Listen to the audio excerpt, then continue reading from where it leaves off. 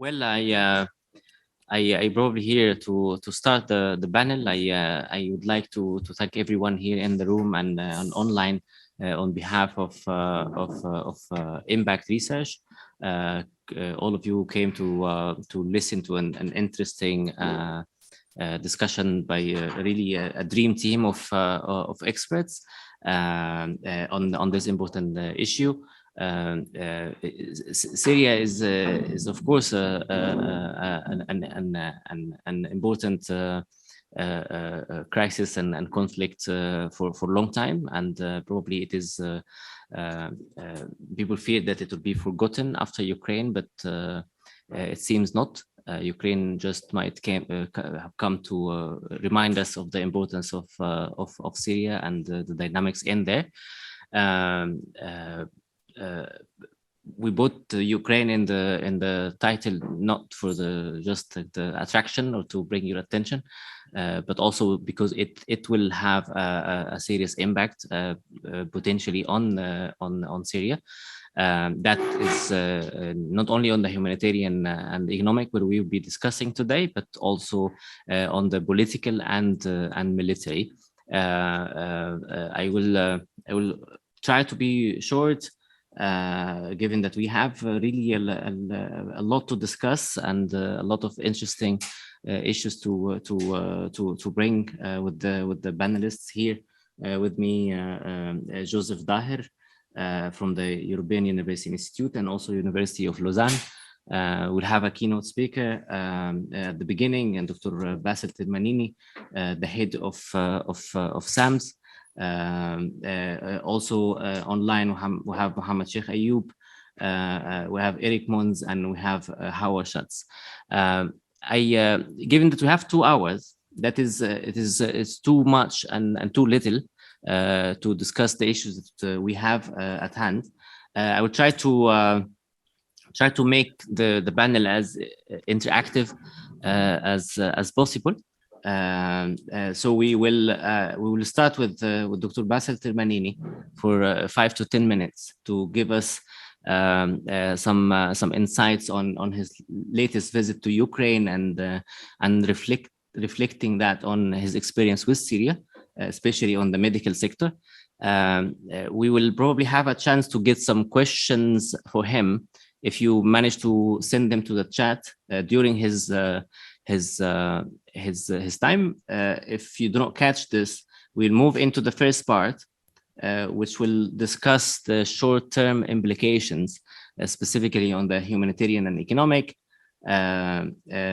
You will still have the chance to send also questions to Dr. Bassel along with the rest of the speakers in this first part. That will be 50 minutes of our time. The speakers will give short interventions to questions that I will give to them, 5 minutes maximum. Try to be a little bit strict on this. And then, of course, we'll always have a chance to ask questions and come back to elaborate anything that you think is missing. The second half of the discussion will be no less interesting. We'll be looking into the strategic implications and how can actually we better respond to the crisis, not only Ukraine now, but also Syria itself is a crisis and has been actually subject to many big crises. The latest, of course, is COVID, and before that, the Lebanese economic crisis, and have also sanctions and the war itself. That will be brought into the discussion. How can we improve resilience and focus on self-recovery for Syrians, given that we have a potential of fund reduction in the short and potentially long term. Without further ado, I would like to invite Dr. Bassel Tirmanini to first give a quick introduction about himself and his work, and try to tell us what he thinks that could be worthy mentioning from his latest visit to Ukraine. Dr. Bassel. Thank you, Abdullah, and good afternoon, everybody. And I thank the organizers for inviting me for this important event. Unfortunately, I was not able to make it to Brussels because of my very busy practice. I've just had taken some time off. So my name is Basil Termanini. I'm a gastroenterologist by training. I'm practicing in Ohio. I live in Pittsburgh, Pennsylvania. I've been with SAMS for the last 10 years in different positions. Was a vice president for a few years. Currently, I'm the chairman of SAMS Foundation. So a little bit background about SAMS. It's a small professional organization that started 25 years ago in the U.S. Healthcare providers of Syrian origin.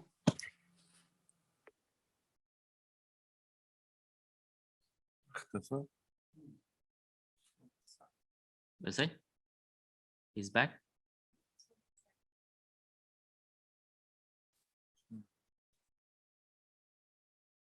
Okay, we have a connection issue with Dr. Basil Termanini. I believe he will be able to come back quick, but SAMS is one of the leading Syrian organizations in terms of providing health services to many areas inside Syria.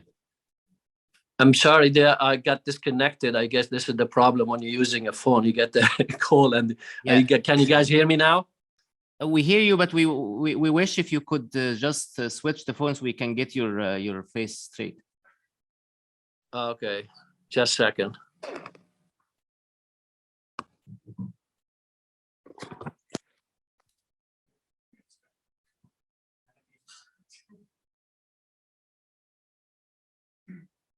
Okay, so let me continue with SAMS.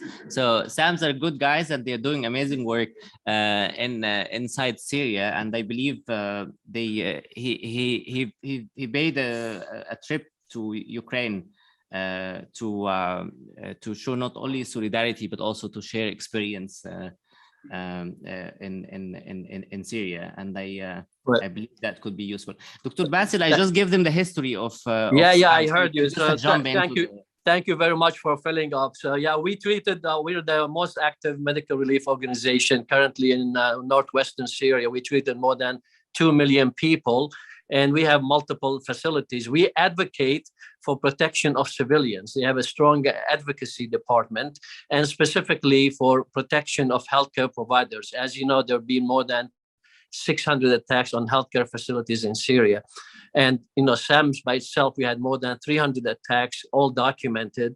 And we had lost more than 42 healthcare providers between physicians and nurses. So the list of war crimes committed in Syria is long. And I think it's many of those crimes are shared now in Ukraine by the same perpetrators. So, attacks on healthcare facilities, destruction of urban cities, starvation, using starvation as a weapon, rape as a weapon, and torture and mass deportation. So all those, the chemical attacks have not been committed yet, fortunately, but I think we are preparing for a use of chemical attacks in Ukraine.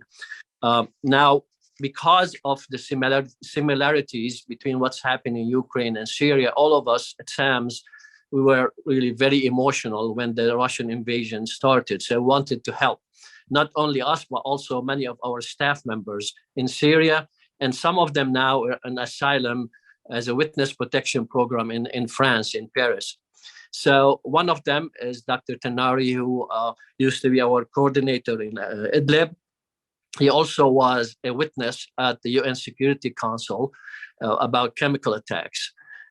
He took by himself, he went to Poland, a few days after the invasion. He wanted to help. He got so many connections, and he does speak Russian. He was trained in Moldavia in medical school.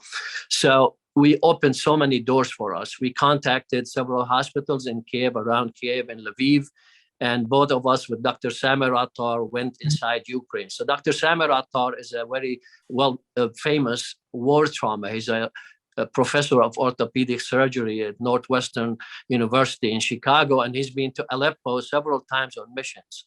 And so he went there for a 3-week mission, several hospitals in Kiev, Kharkov, and Brovary, and helped treat difficult cases, also gave several lectures. So from that experience, I can tell you about some similarities between the situation in Syria and situation in Ukraine, especially from the medical relief part.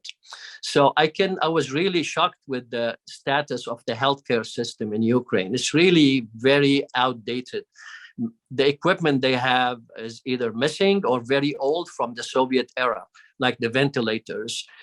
ICUs are very primitive. Even right now in Syria, we have much better advanced equipment and supplies. And I think that part of that is due to the international medical relief organizations. We really upgraded the system, the healthcare system, and built the capacity inside Syria. But Ukraine is still way behind. I was really shocked to see a European country with such standards. However, the staff and the training, the medical training is very good shape.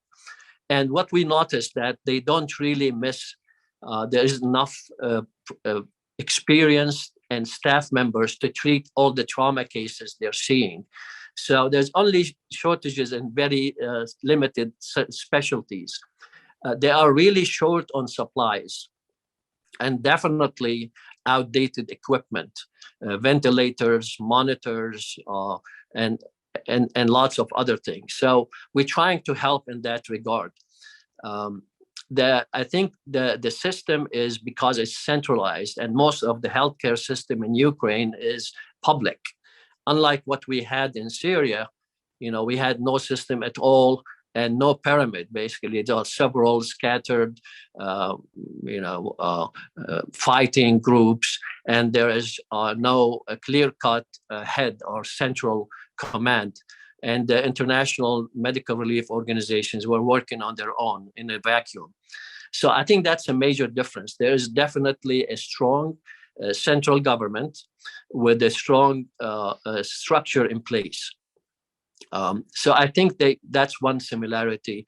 That what we noticed also of the international community response to the crisis. So in Syria, you see refugees, by the hundreds of thousands and millions scattered in neighboring countries.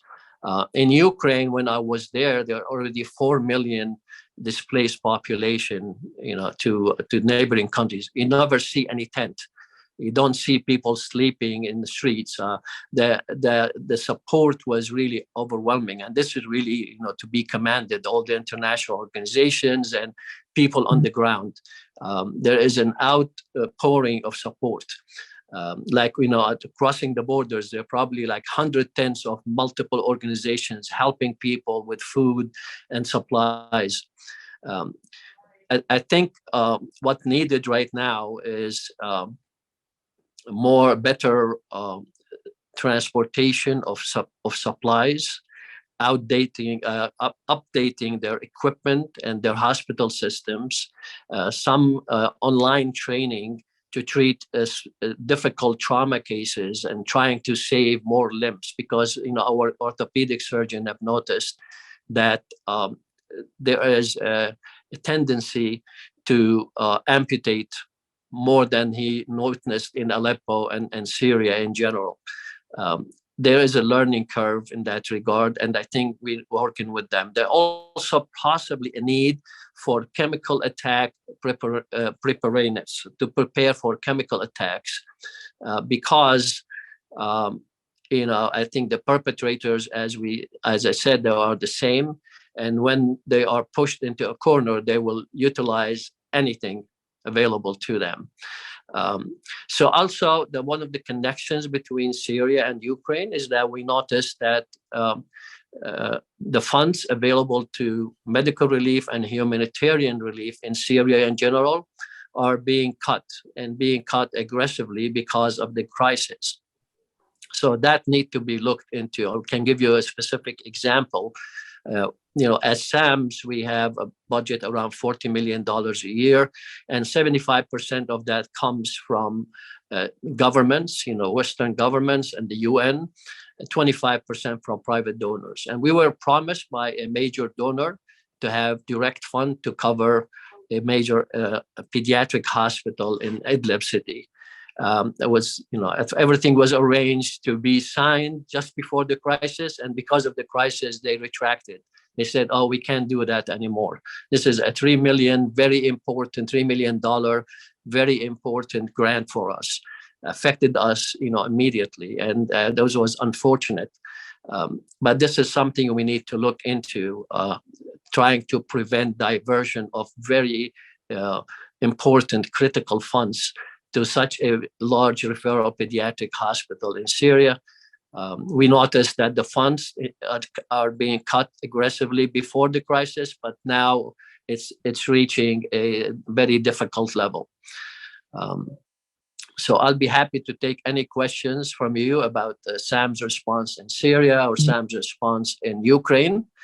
And we already have 2 other orthopedic surgeons on a medical mission in Western Ukraine, treating mostly pediatric hospital. As you know, there's a major IDP population in Western Ukraine, and the burden on the pediatric hospital, according to the major hospital, has tripled.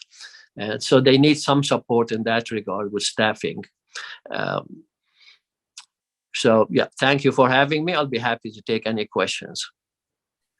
Well, thank you very much, Dr. Basil. The comparison you draw and the work you have been doing is really incredible.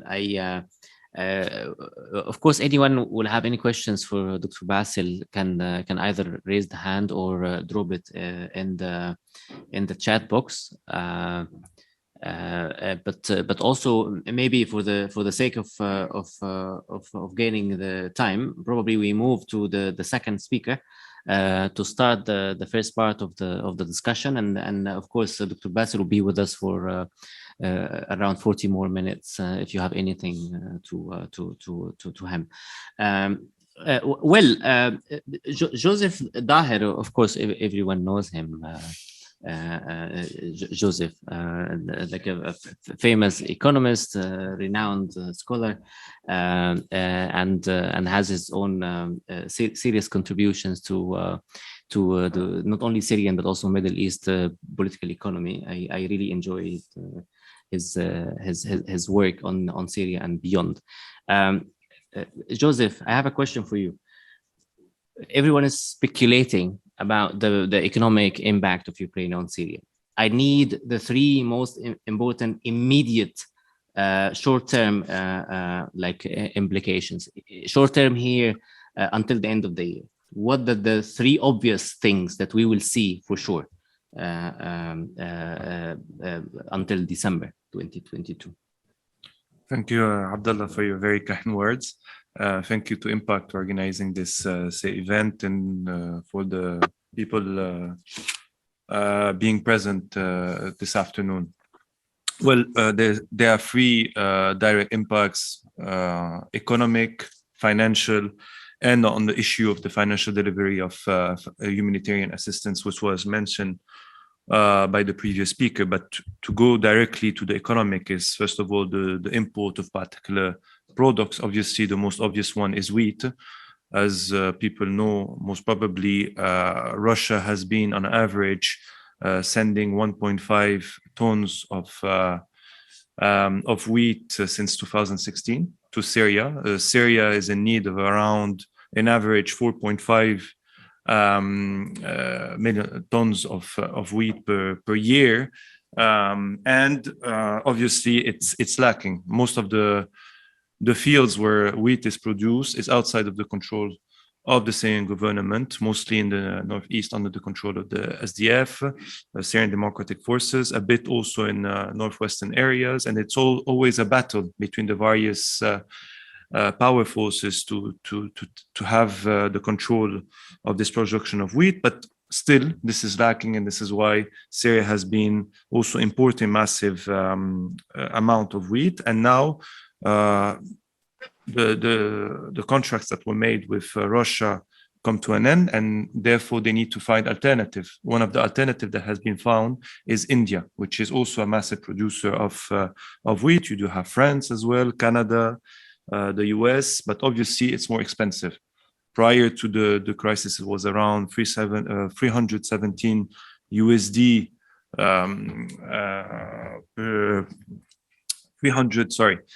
317 million for a ton. Now it's over 400 million USD. So it's increasing the cost. So it has also financial impact. Obviously, this is the most direct impact regarding import of particular product. You do have other as well, because Russia and Ukraine are basically producers of many agricultural products and fertilizers, etc., that are also very important for Syria. For example, fodder, yellow maize, barley, soybeans, but also fertilizers for agriculture, raisins, etc. So this is also a negative impact. It's obviously a second on the economic basis is the increase in prices of food, prices of as I was talking, a fertilizer product.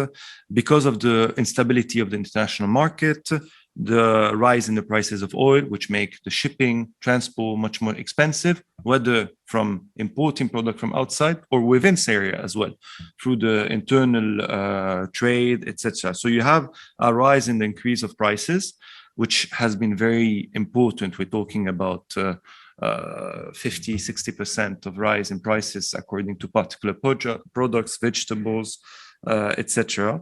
Also, this means an increase in cost of production for example, agriculture sector, but also the manufacturing, which have been complaining about the rising price of fuel oil. And obviously, with shortages, this doesn't help. So you have this kind of direct impact, economic impact, and this comes after a year of an international inflationary dynamic.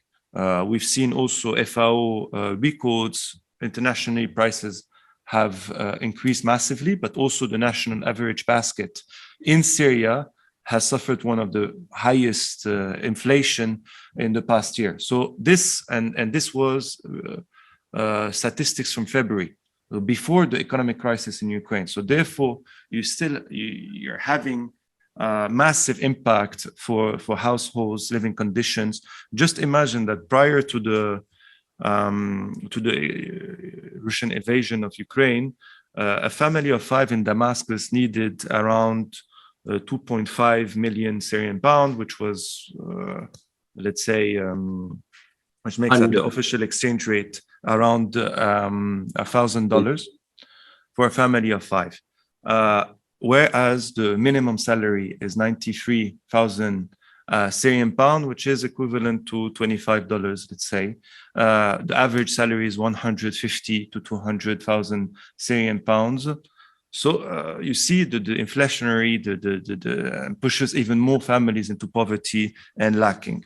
So these are the direct economic impact. The financial one is still to see, but maybe people know, but Russia was used as an alternative financial system, especially by businessmen linked to the presidential palace, to the regime, for the import of particular product, hiding money, using the financial system in Russia for other kind of trade, transfer of money. With the sanctions on the Russian financial system, this will have consequences on these businessmen, and therefore we'll see on the future, maybe on international trade regarding Syria, but it's mostly on the way these businessmen of networks, as they were using the Russian financial system, that also could be impaired. Similarly, the Central Bank of Syria used to deposit their foreign currencies in Russian banks. So this will have obviously also some consequences. Lastly, and this was the last point, is the financial delivery of international humanitarian assistance. Even before the crisis, we've been witnessing that this have been diminishing. For example, last year in 2021, the fund delivered to international humanitarian assistance was around 3.6 billion, while the pledge was 10 billion, so 1/3. We're already witnessing a couple of areas of Syria. I think it was a couple of days ago in the northwest, announcing that they will diminish the amount of and certain products that are delivered to population as a direct result of the Ukrainian crisis. So international humanitarian organizations are also being hit by the rise in prices, the import, etc. So while you already had prior to the crisis, let's say international humanitarian organization states looking a bit less and less to Syria, this will increase this dynamic, definitely, unfortunately. I believe so. These are the direct impact. After we can talk further on more long term. Well, thank you very much, Joseph. So to try to summarize, it is the less goods, less and more expensive goods going to Syria with less funding potentially. I want to move to Eric Mons here for a quick question about this speculation about funding. Everyone's saying, "Oh, the funding will go away from Syria," although till the moment, every donor denies this. I don't know if this is just for the current programming or this is the funding cuts will be coming eventually, or no. Syria is still important, and then we can at least keep the current levels of funding, although they are still actually insufficient, as Joseph said. It's like only 1/3 of what we need. Yes, thank you very much. Can you hear me well? Yes, very good. Okay, thank you. Yeah, thanks for having me on the panel. Let me quickly introduce myself. I'm Eric Mons. I'm a program manager with GIZ, overseeing programming from offices in Gaziantep and Erbil. GIZ is the German development agency, and our programming is commissioned by the German Foreign Ministry as well as by the Ministry for Economic Development Cooperation and Development. I certainly let me do a disclaimer that I'm not speaking on behalf of GIZ, neither of the commissioning ministries. Coming back to your question, so far there is indeed no indication that a development or non-humanitarian funding or development funding to Syria is going to decrease in consequence of the Ukraine war. Funding might be shifted to Ukraine from other crisis countries, but so far we haven't seen any indication that funding will be shifted from Syria. There's also no indication that funding will be increased. I mean, what Joseph has said, that there's less and more expensive goods available, that would require that actually funding, particularly when it comes to food security, and this is what we are speaking about, needs to increase. In terms of the long term, given the intention in Western countries on Ukraine, a movement of donor attention away from Syria can certainly not be ruled out. Donor budgets are limited. They're expected to cover multiple crises and often need to keep up with the foreign policy agendas of their governments. So it's therefore possible that donor governments may reorient their aid budgets in alignment to their foreign policies. Yet as Syria remains fragile and faces a worsening humanitarian crisis, any of such donor movements may further catalyze structural weaknesses and fragilities, and thereby cause a rapid worsening of the situation in the near term. Well, that's very, very good to know, Eric. So for the moment, things are just like the same, but we really do not know what will happen afterwards.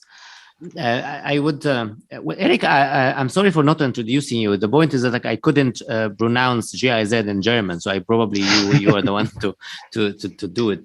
Mohammed Sheikh Ayub, I also will not introduce you because I would like to hear more about your work and your organization. But the question for you is, you know, like we have very good count of how many people are dying out of violence, but we do not know how many people are dying out of hunger and food insecurity. This is one of the issues. Actually, is a little bit of puzzling. Because if you read the statistics on the death toll in Yemen, they will tell you that half of the people are dying there simply dying from food insecurity. Go to Syria, the numbers do not actually include the people dying from non-violent means. which actually giving us an extremely inaccurate account, but also we are unable to imagine the consequences of the dire humanitarian situation. The question for you is, how many people probably will die if we do not have enough food for them, and how many people have been dying? I don't know if you have any answer to this.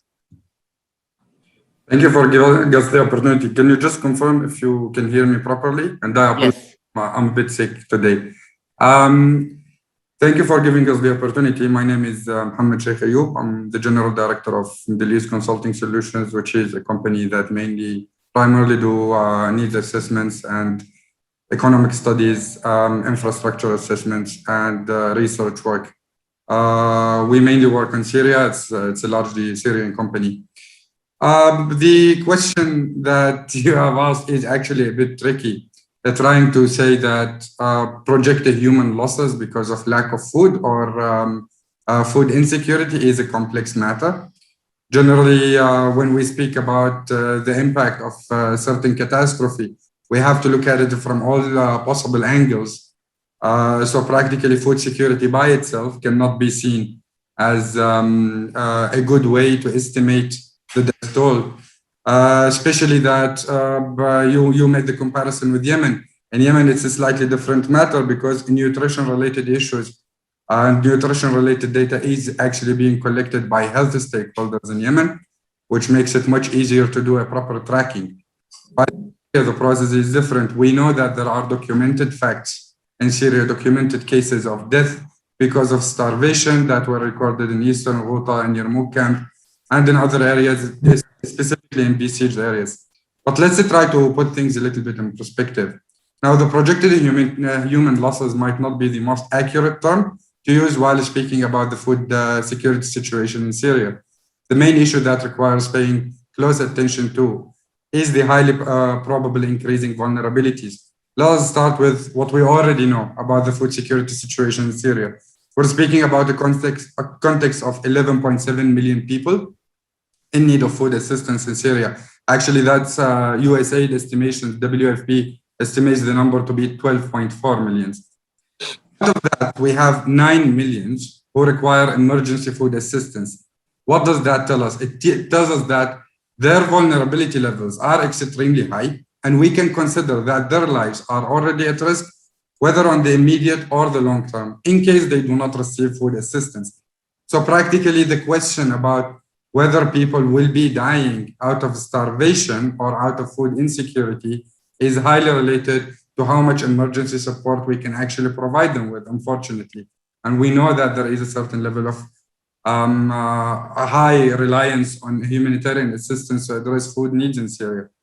The most important figure that we have to keep a close eye on currently, though, while trying to understand better what the impact of Ukraine war in Syria would be, is the increasing number of people in need in Syria that we have been witnessing steadily over the past 10 years.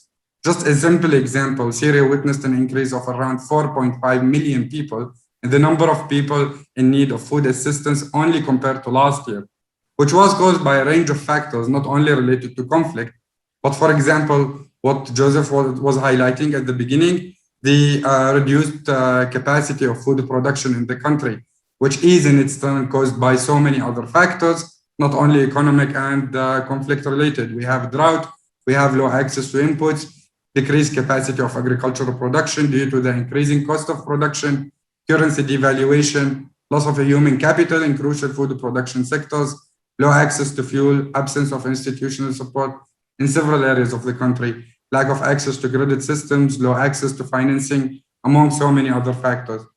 Unfortunately, we will have to keep monitoring the food security situation in Syria over the upcoming 3 months following the harvest season to be able to actually say how much Syria current production of strategic crops, namely wheat and barley, will be able to cover the needs of the population. Otherwise, we won't be able to estimate the midterm and the long-term impact of the Ukraine crisis in Syria. The reduced capacity of humanitarian and development organizations to respond to the crisis, that is also another major issue that we need to consider as a contributing factor to destabilizing the food security situation in Syria even further. There will be a reduced coverage as the cost of food is increasing. The coverage will also be affected by the reduced commitment of the international community to pour funding to facilitate a stronger response. Now, we also need to see that following the end of the fiscal year to see how much actually donors will be able to contribute to support the food sector in Syria. Reduced purchase capacity is also another major issue that we are seeing, and it's another enabling factor for the deterioration of food security in the country. The country is already facing severe economic crisis. I will not provide too many numbers because we do have economists on board. It can actually be a bit confusing if we do not put it in the proper context. But what we know for a fact, for example, in Syria, based on several assessments we have done over the past 18 months, and I just tried to extract some interesting facts and unfortunately alarming ones. The Syrian families across different areas of control require more financial resources to survive compared to their income, and Joseph provided an example at the beginning. In fact, and based on an assessment that we did just in the spring of 2021, an average Syrian household has an income versus expenditure gap of around 138%, which means that against every $100 US, an average Syrian household has as an income from any possible any possible source. So that includes the humanitarian assistance, remittances, the financial support they are receiving from outside. They have to spend around $138 US to survive. This gap will only increase over time as the income rates in the country are witnessing a steady decline due to the large unemployment rates, currency devaluation, and so many other factors. We do have other also indications to how bad the situation can be. We see a steady increase in the reliance on negative coping strategies. The food consumption habits in Syria have already changed drastically over the past 10 years. We should expect additional changes if the global food crisis persists. The issue is not only affecting Syria, it's practically affecting so many other countries, but there is an international global food crisis. Changes will be noticeable on the dietary habits, calorie intake shares of individuals, average number of meals consumed per family per day, nutritional value of food, and similar other fronts. So we need to keep our eyes open on quite a few indicators to be actually able to conclude how bad the situation is. Indirectly, and as we cannot separate food security from livelihoods in similar emergency contexts, now we should expect higher reliance on negative livelihoods coping strategies. The sad thing about Syria is we do see an increasing reliance on selling productive assets, abandoning lands, economic migration, environmental migration is also expected, increasing reliance on debt as a source of income, and possibly increasing tensions caused by dire economic conditions, which can further destabilize the already fragile social cohesion seen in the country. As a conclusion, we can summarize that we are heading towards an extremely unfortunate situation where we will witness an increase in the vulnerabilities, number of people in need, reliance on negative coping strategies, increase in food commodities prices, increase in the cost of food production, increasing the monopolization of food and basic commodities markets by powerful stakeholders and so on. But at the same time, we will have a decrease, but in what? In the available funding allocated to cross-border operations in Syria, decrease in the ability of the humanitarian and development stakeholders to intervene, decrease in the cost efficiency of the interventions, and possibly decrease in the purchase power of the average population. So overall, it doesn't seem to be a beautiful scenario that we're heading into, and the international community does need to meet quite a lot of responsibilities in Syria. Now, honestly speaking, we should all advocate to separating how Syria is being approached compared to how Ukraine is being approached. Ukraine is a global crisis. It's totally understandable. Syria is a long-term crisis. It will continue to be there for another couple of years before we reach, more willingness to move into a long-term political solution that can facilitate better conditions of living for the average. Thank you, Mohammed, for the honest answer. You still didn't tell me how many people will die, but it looks like That's a bit of a religious question, by the way, and we should not go into that. Okay, I want to go to Howard Schultz. Howard Schultz is an economist. He did a myriad of interesting work, economies of ISIS, international trade. Also, he knows very well the Syrian and Iraqi economies. He just published a brilliant study on the Syrian manufacturing during the wartime. But here I have a question for you that has nothing to do with the industry necessarily. It is related to the comparative miseries. You know, like Syria is a misery, but also we have other miseries in the world. So how the Syrian misery will be different in its relationship or being affected by Ukraine, if at all. They might be just the same colors. Thanks, Abdullah, and thanks everyone for coming. Well, Abdullah, there's more than enough misery to go around, and it's multiplying. Let me give you 30 seconds on RAND, the organization I work for. We're a research organization, work across a broad range of topics, everything from security to healthcare, poverty alleviation. We're funded by governments, foundations, private donors, largely by the US government, but also by many foreign governments.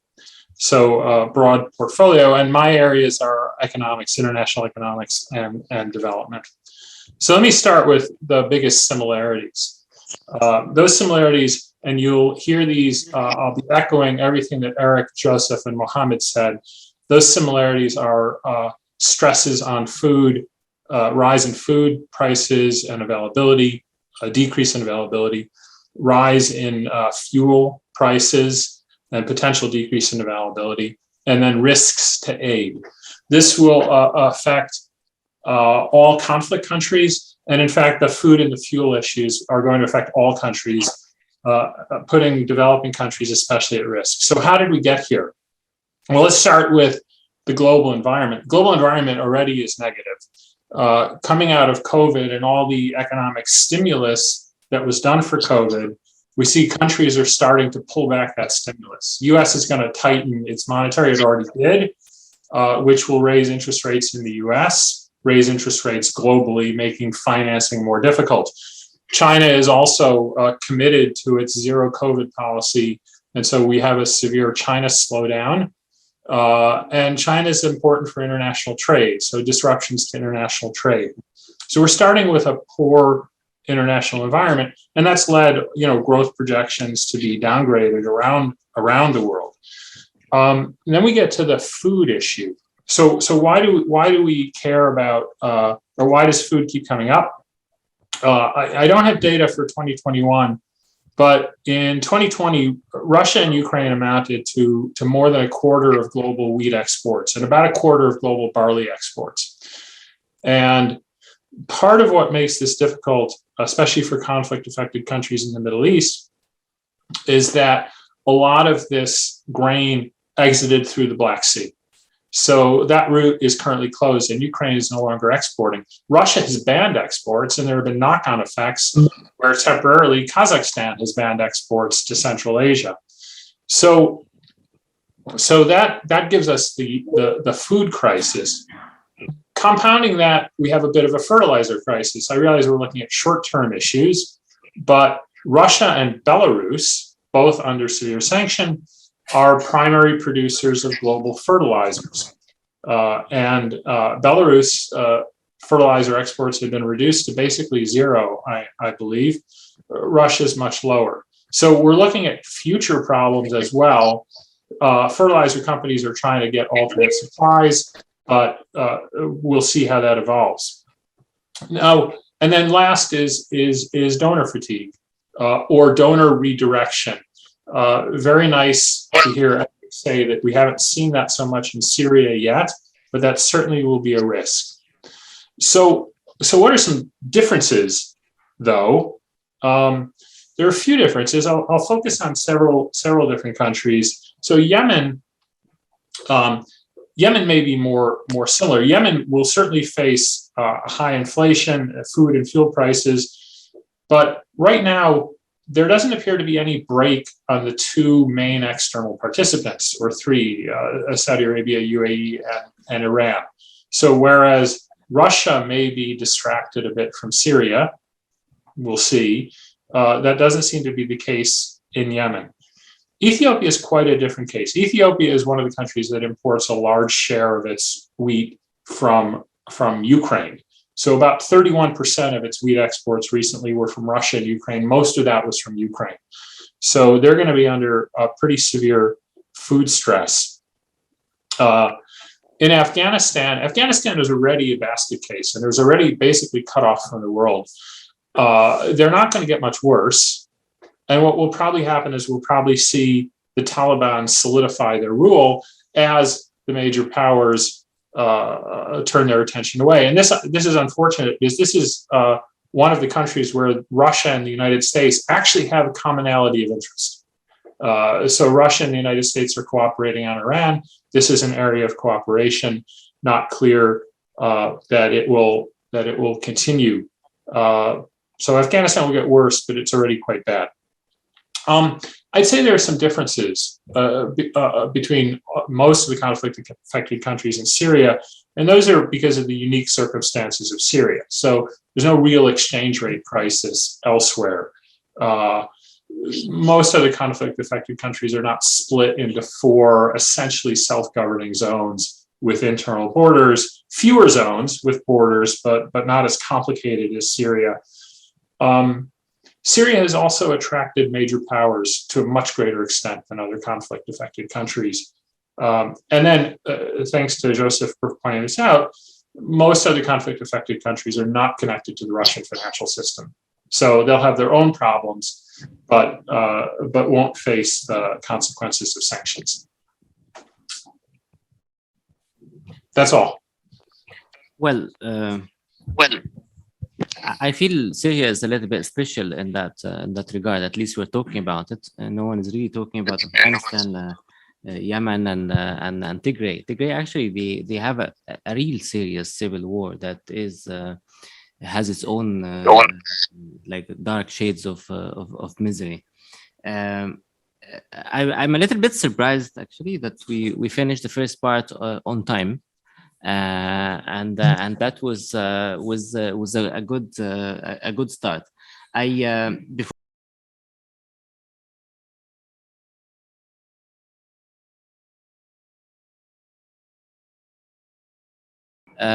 welcome back, everyone. I mean, this is simply the beauty of having a hybrid event, where you have people in the room with coffee next to them. And others having coffee in front of them. This is just the difference. I don't see, do we have Howard and Mohammed Sheikh Ayub with us? Yes. Yes. Right here, at your service. So, I'm really glad that we are starting the second part, which is trying to focus on the strategies for the future. Well, as you can see, everyone is saying that we have less money, that this money will probably be less if we be lucky if it is the same. What to do? We have $1 to spend it all on today's needs, or try to find a balance between today and the future. Without a political process, sanctions will not be lifted. We have some thinking about from the US side to issue a general license for the North. We really don't know what that actually will bring, given the circumstances. Syria can stay like that for 10, 20 years. We really need to do something. I mean, the title is about self-recovery, which is just not inventing another words for to puzzle everyone next to early recovery and reconstruction and or whatever. But it is simply to focus or to pay more attention to the sustainability and the capacity of the Syrians to self-start and to continue like this for quite some time. I would like to have some discussion around this, and then for that I would like to ask Joseph, I mean, this is not the first crisis. We have been living in a crisis with crises one after the other. Why Ukraine could be different or not? Jose. Well, I think definitely the Ukrainian crisis is an additional factor deepening the economic crisis within Syria. As you mentioned, there have been the effects of the war, effects of the sanctions, effect of the Lebanese financial crisis, also the policies of the Syrian government. We shouldn't forget this is one of the key roots, I would say, in the uprising of 2011, the political economy of the Syrian government. So it's basically deepening the hellish circle in which the Syrians, the vast majority of them, are working. I don't know if we mentioned this statistics, but more than 90% of the Syrian population is living under the poverty line. We have seen pictures of people wanting still until today to migrate outside of the country, while there's a continuous discussion about returnees, which is a very, very, very small number, while the vast majority of Syrians still want to leave. And in this, I think the agendas of a lot of European countries to focus on Syrians staying in Syria and to prevent any new, what they call wave of migration, which is a term that I refuse, because we can see that today, in the case of Ukrainian, there's no waves of migration. There are people welcoming, which is very good. And we would like the same standard regarding the Syrians. But what it asks as a question is obviously it's going to create on the longer term more shortages. Maybe, most probably, new depreciation of the Syrian pound, increase in prices, increase in the cost of production, most probably new austerity measures from the Syrian government. Already there have been officials talking about, maybe in newspapers saying within Syria, they're going to diminish subsidies on bread. And this asks us about also what kind of political economy for Syria, but also for the whole region. And the Ukrainian crisis has been a reflector of an indicator of the key problems within the political economy of the region.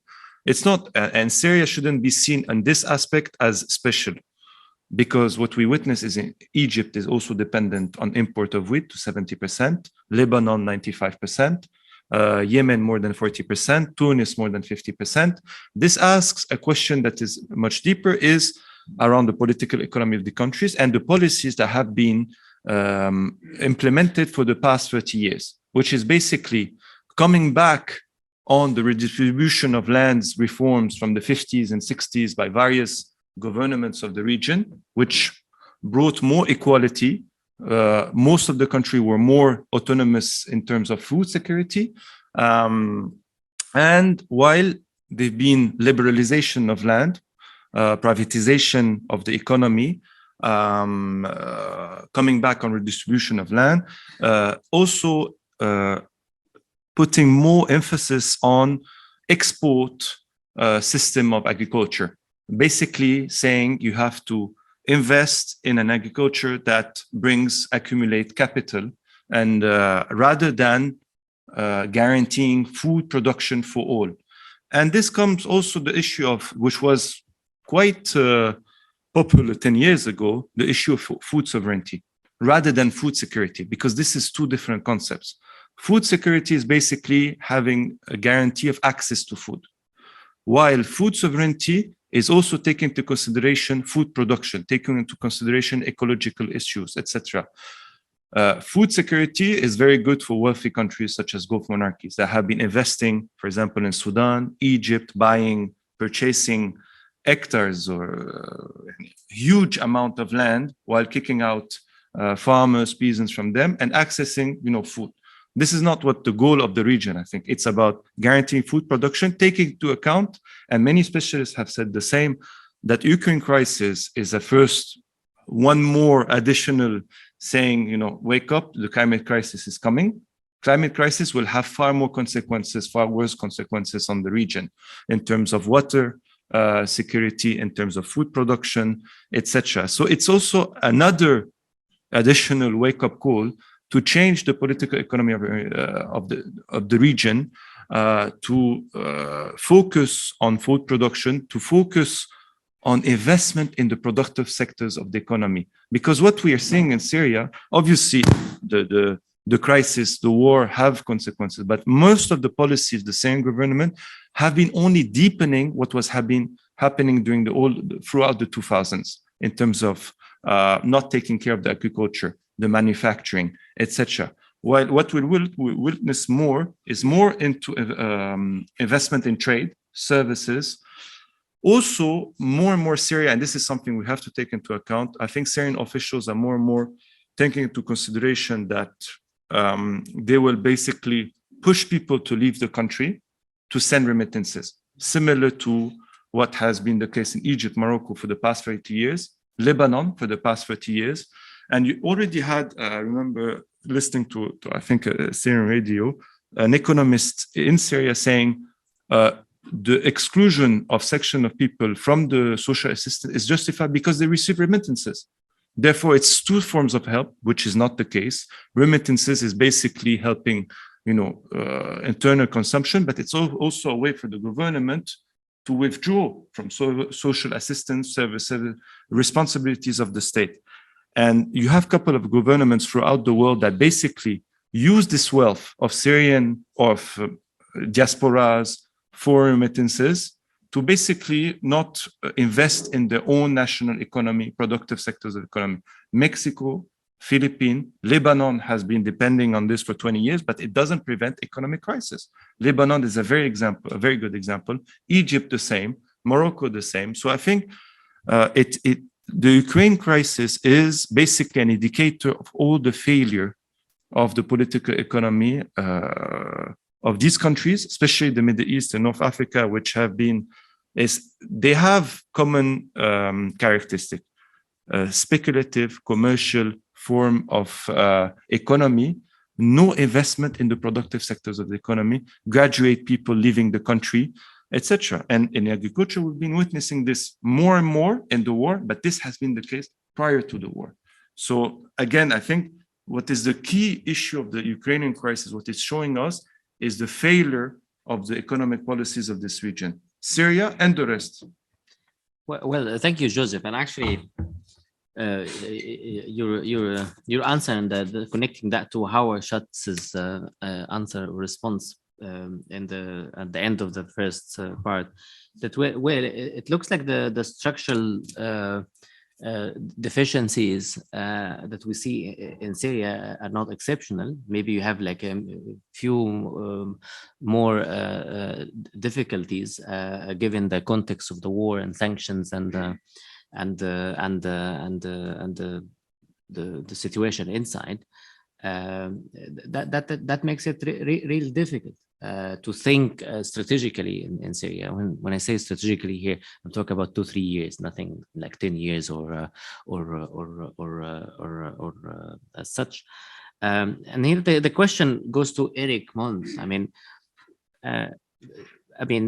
You do not need to apologize about the difficulties, because obviously it is difficult for everyone, not only in Syria. If you talk about Egyptians or Lebanese or whatever, they are like more or less established states or more stable compared to Syria, and still difficult. But what can be done? What GIZ is doing, and what are the challenges, and how can we probably address them collectively? Eric. Yeah, thank you for the question. I would start off by saying probably two things that have been touched upon by the other speakers. But like from my perspective, I think there are two major challenges also when we speak about food security. First one is that agricultural production for farmers with small plots of land, and that's the majority of how farming or is being conducted, particularly in the northwest, is not economically feasible anymore due to high production costs. And the high production costs have been mentioned by several speakers. The increase of prices for fertilizers, pesticides, or even they're not available anymore. And so the consequences are negative coping strategies. So there's a reduction of cultivated land and change from wheat to more profitable crops that can be sold at higher prices. And I think that programming should be focused on turning this or this equation needs to be turned around. And then certainly is something that has not been touched upon, but what has been discussed, or this particular problem, is certainly the drought, particularly in the Northeast, that have been discussed, and lots of papers have been published last year. It seems to be forgotten now, but there's a severe water scarcity and a depletion of groundwater resources in Northeast Syria. And I think in the midterm that will also lead to further displacement. So there is a need, from my perspective, to further develop agricultural practices to respond to water scarcity as the available ones are insufficient. I think overall, certainly the food security needs to be addressed by, let's say, by humanitarian assistance. And there are several organizations that published papers and reports and advocacy papers what should be done. I think there need to be an immediate response to the imminent crisis to ensure the food or availability of food, particularly by focusing on wheat. We also should be, or such measures should be coupled by flexible support to flexible social security networks, cash for work assistance, probably even school feeding programs, and also to focus on the procurement, manufacture, and subsidization of seeds, fertilizers, fuel, and energy. None of the de facto local authorities are actually able to subsidize bread, nor actual agricultural production. We should be striving for or programming should be striving for to enable target groups to become less dependent on humanitarian external assistance. I think that is has lots of Syrian organizations that we are working with, but also others are advocating for that, so that actually target groups and the population becomes less dependent on this assistance. Yet it might be necessary, given these the looming food crisis, that we need to also support those immediate response mechanisms. When it comes to, and let me speak about Northeast Syria, there is Northeast Syria a bit. I mean, there are also certain challenges because the local economies are largely isolated. That have effects on local procurement. There are export bans imposed by neighboring countries and other regional economies with regard to the export on certain agricultural inputs. And as I already mentioned, the challenge of the drought and the expected water scarcity also in the coming years.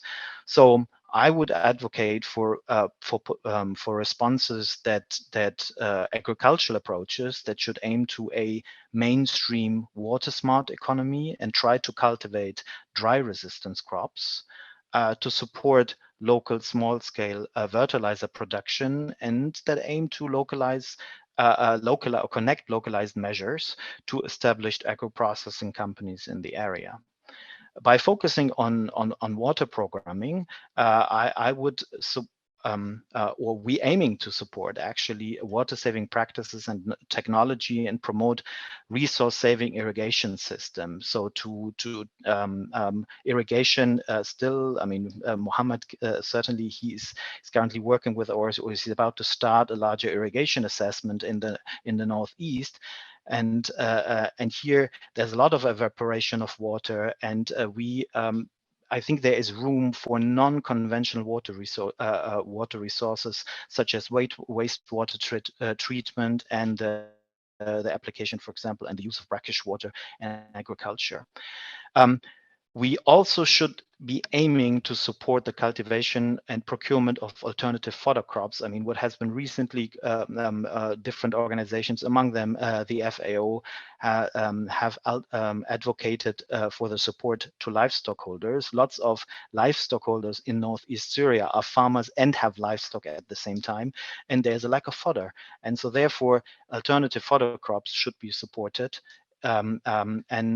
We believe that in the midterm, there should be also an investment in sustaining grazing land management to decrease or prevent overgrazing, with the objective of seeking to support more effective water usage of livestock holders. When it comes to the support to food systems and agricultural systems in the long term, should be supported in the sense of a climate adaptive, resource efficient, and water saving economy. So, and here also there should be a full support along the whole value chain.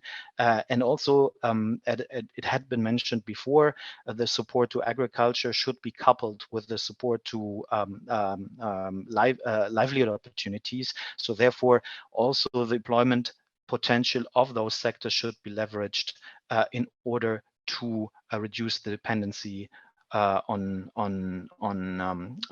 imports. So let me also mention a few challenges from my perspective. Working with organizations, as you may know, GIZ works with partner organizations, mainly Syrian partner organizations and international organizations. And what we have experienced while focusing on more midterm impact in the Northwest and in the Northeast, there are challenges related to the introduction of development approaches, which do not directly respond to immediate needs. First of all, what is required to build up the capacities of implementation partners, particularly Syrian partners, and that is quite time intensive, and it's a time intensive investment. Lots of program has been humanitarian, or the large majority of program has been humanitarian. So what is necessary is also like a rethink by partners, and the need for further technical know-how that you don't build up like in a short period of time. And also what we have experienced as what is required, that also implementing partners do not think of populations they aim to support only as beneficiaries, but as target groups that have the capacity, because the populations has shown across the 11 years of a crisis extreme resilience, and I think these are partners in the assistance, and these are the target group, and they will be the agents of change. And so what we have been experiencing that so far, and that the humanitarian assistance perceives those populations mainly as recipients of passive recipients almost of humanitarian aid. Thanks. Thank you very much, Eric, for this elaborate response. And that seems like we really have some very good ideas. A lot of work actually being done on the ground that is not well reported, not because of the shortcomings on the people working on it, but maybe because of the focus not much into these aspects. But also still, that is on the micro level, given the macro picture here, which is where I would like Mohammed Sheikh Ayub and probably Howard also can shed some light on. For Mohammed Sheikh Ayub, if we have a dollar coming from outside, how that dollar is being trickled in Syria, in terms of governance, in terms of implementation, and then what can be done to make the value of aid or any external assistance higher, if that makes any sense to you. I think a big part of the question of what can be done already answered by Eric, actually. One thing I have to say regarding the questions that are being asked, they definitely require whatever we try to say here is going to be partial. So let me let's be honest regarding the governance of aid and early recovery projects. It's a tricky question to answer. It needs to be seen in the sphere of capacity of implementation modality. You know, Syria has quite a few different modalities: remote, cross-border, cross-line, in-country presence, etc. Contextual limitations, whether they are economic or conflict developments or sometimes political. Capacity of local partners is something that has been mentioned. Political process development, as it has an influence on how even donors change their mandate in Syria over time. Accountability measures, international community commitment, and readiness to actually continue investing in Syria in the long run, and so on. Like we do have quite a few contributing factors and the way we should actually be seeing the governance of aid and early recovery support. We have to agree first that the humanitarian and development organizations really help Syrians on a large scale over the past 10 years. The humanitarian and development agencies were able to establish services of an immense importance, and we're able to meet massively growing needs, at least partially. Like no one was able to ever cover the needs, and I haven't heard of any humanitarian intervention effort that was able to cover the needs 100%. It is not unfair to say that such stakeholders were directly or indirectly responsible of saving many lives, actually, by providing necessary support to hospitals, providing food. We have SAMs on board, for example. They are directly responsible of saving the lives of like thousands and thousands of people, serving IDPs camps, rehabilitating water infrastructure, supporting livelihoods. We do have quite a lot of examples. But at the same time, we have to be honest of how far such stakeholders are actually able to address the needs and be realistic in terms of how can we maximize the value of their interventions without putting them obviously out of their mandates and without generating negative effects on the local communities. And one of the examples is increasing the reliance on humanitarian assistance in the long run. Now, how to improve the efficiency of the humanitarian and early recovery, recovery or development projects might be a question for finance and business development people to answer, not myself. At the heart of the efficiency question is related to the way they manage their resources. I will share though a few thoughts that, few headlines of what I personally believe are areas of improvement, not only in the governance of aid and early recovery projects alone, but also on the way we have to approach long-term interventions in Syria. I have to highlight first that there are so many other several ways forward, and all these ways forward require commitment by both organizations and institutional donors. So just having the right plan is not enough to actually reach results. They require at the same time an increasing role of and institutional capacity by local stakeholders, which what Eric was just mentioning. Now, one of the first areas of intervention to move forward towards a higher efficiency and higher effectiveness, let's say, it would be a more accurate term, is increasing the focus on resilience. What we have all been talking about in these events is that there is an ever increasing need to focus more on resilience of local communities and populations in the way the interventions are decided. This does not mean that we should totally shift the focus on, from emergency to resilience exclusively, but rather focus on generating the necessary local economic tools that reactivate markets, generate opportunities, facilitate better production capacity for all economic sectors that can still be saved in Syria. Like, we also need to be honest with ourselves.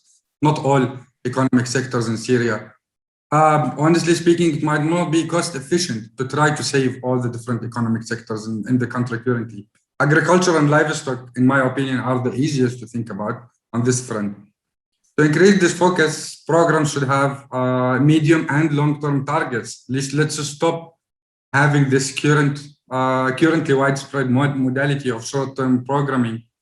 For example, when we attempt to build resilience of the agricultural sector in X area in the country, it is not enough anymore to provide a few hundreds of dollars to some farmers that help them to purchase necessary inputs, buy some fuel, and we say that we have contributed to their resilience because we help them to produce for one season, and we call that resilience. We have to focus more on their whole production cycle, look more into value chains, focus on production means, and ensure that we are actually intervening where maximum impact can be generated on the long term with the limited financial resources available currently. I am totally, even if the international community increases their current commitments to Syria, I am totally supportive of the mindset, like let's try to do the absolute maximum with the absolute minimum. Try to be prepared for a scenario where there will be a global economic crisis. Syria will be highly affected. This also means that the impact and outcomes of such a project should be actually in the heart of project's design. Sorry to say this, but not only the political mandates, like so much of the funding that goes into Syria has a political mandate, and that is not good enough to actually reach long-term results. The other potential area of improvement is the localization of the management of aid sector. There has been a serious effort made in Syria so far. Eric mentioned this also just a couple of minutes ago. We can easily see that by noting the large number of Syrian organizations that are involved and can be involved literally in all possible sectors of intervention. Localization can guarantee increasing the efficiency as it reduces the running cost of a humanitarian and development operations. However, it has to be done in a very careful way because it can actually backfire if we don't do it right. This careful way should consider the due diligence, the accountability, ethical principles. We cannot advocate just yet to a full transition to relying on local stakeholders, unfortunately, in Syria, like CSOs and local NGOs. But we can still advocate for improving the capacity of such stakeholders to meet the required international standards in terms of governing aid resources, while applying at the same time the right vetting processes to all these to all these stakeholders to ensure that aid money is not contributing to our economy. And we have to also establish the anti-corruption standards, ensure that they are high, establish the right mechanisms for monitoring, for auditing, for tracking the money that is being pumped, because it is the easiest excuse to stop funding a certain project. Also, I think there is one thing that we should also be looking into is focusing on the available opportunities. Yeah, the country might be shattered by conflict. We all see that. But we still have solid opportunity to solve problems in the long term if we apply the right intervention strategies. Now, I just want to bring one example based on what Joseph was mentioning in the beginning regarding the increasing cost of production. You know, we have our estimations that only on the Euphrates basin between Aleppo, Raqqa, and Deir ez-Zor governorates in Syria, we have around 180,000 hectares of land that can actually be cultivated, and currently they are not being used for agriculture. Now, with the, let's say, average production of around 4.7, it's actually in Syria, it's between 4.3 to 4.5 metric tons per hectare. We're speaking about 490,000 metric tons of wheat that can be produced per season in these lands. Now, why do we see it as an opportunity? Let's just remember that Syria would require 1.5 million metric tons of wheat to be purchased, and that by itself is a big issue. Now, by investing, for example, in this available opportunity, we can save 32% of what Syria actually needs to import as wheat to cover its need. Yet the tricky part is highly related to how divided the country is and how polarized the population is even. The division of the country will mean that, okay, moving goods from one point to another is going to be a bit problematic. So it might solve a problem locally in one area or two areas of control, but it might not contribute necessarily to a nationwide solution for a pressing economic and food security related issue. And that actually brings us to the core of the issue in Syria. We need a political solution. We need faster progressing towards a political solution. And only by achieving that, we can start creating a proper, cross-line trade dynamics, allow people to access inputs better, improve production means, like giving more resilience tools to the Syrian population. We can't keep thinking of Syria as 4 divided countries. We have to actually think about it again on the national level. Otherwise, we are really going to contribute further by supporting certain areas of control on the expense of others, by managing the projects in a very specific way. We will contribute to the already polarized political scene in the country, and we will push the settlement in Syria even further from achievement.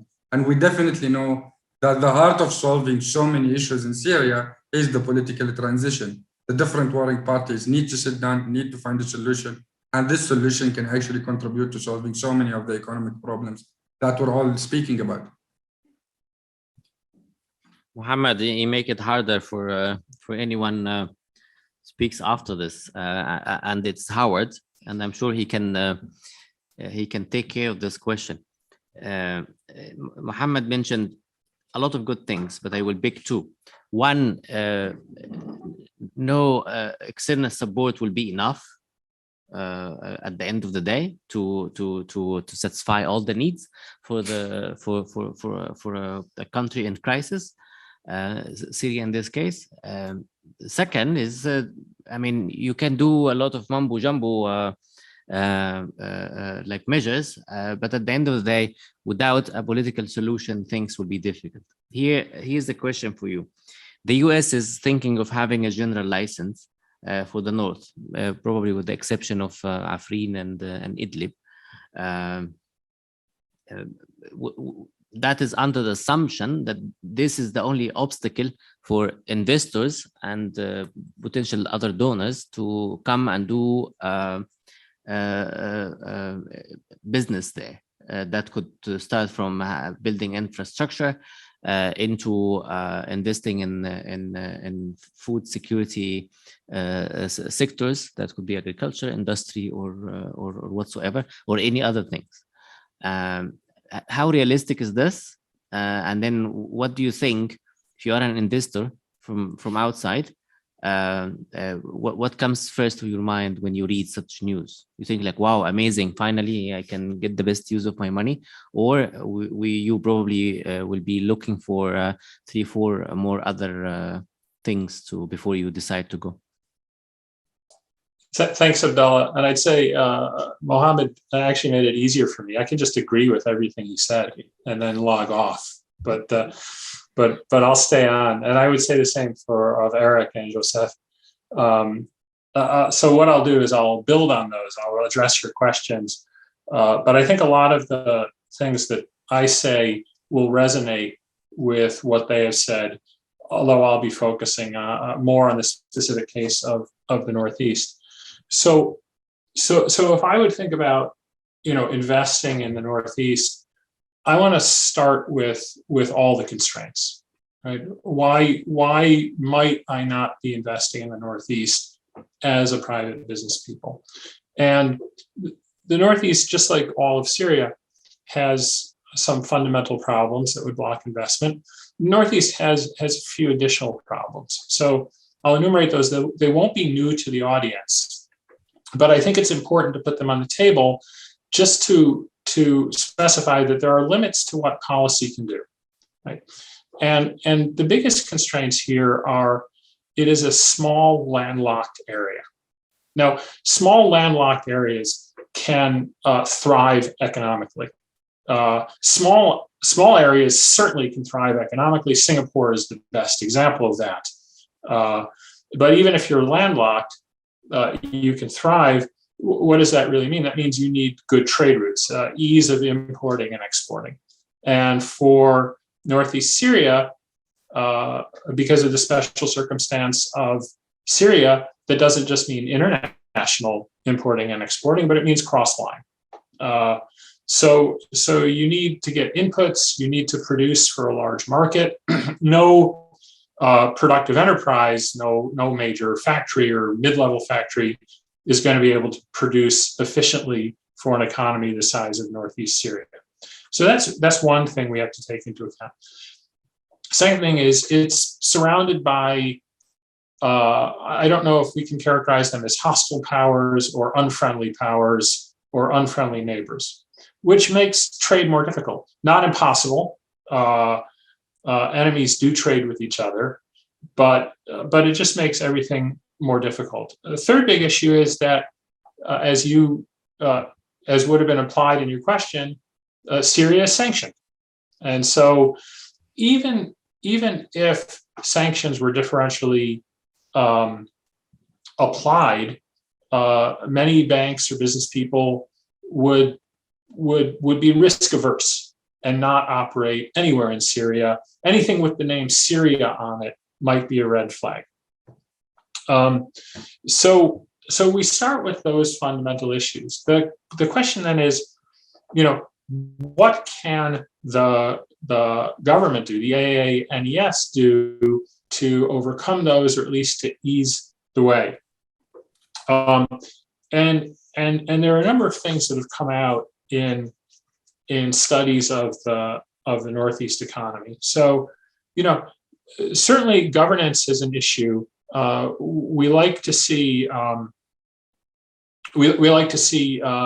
democracies, consensual governance. That's not necessarily the case in the Northeast, but it's not also necessarily an obstacle.